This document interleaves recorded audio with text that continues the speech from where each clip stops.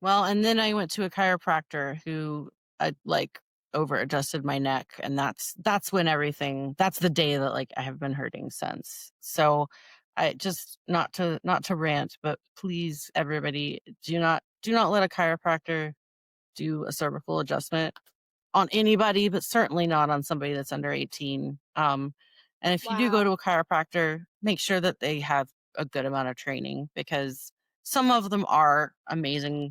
Like some of them have an amazing training. Body work itself can be incredibly useful, but But not don't let everybody's them crack you neck. body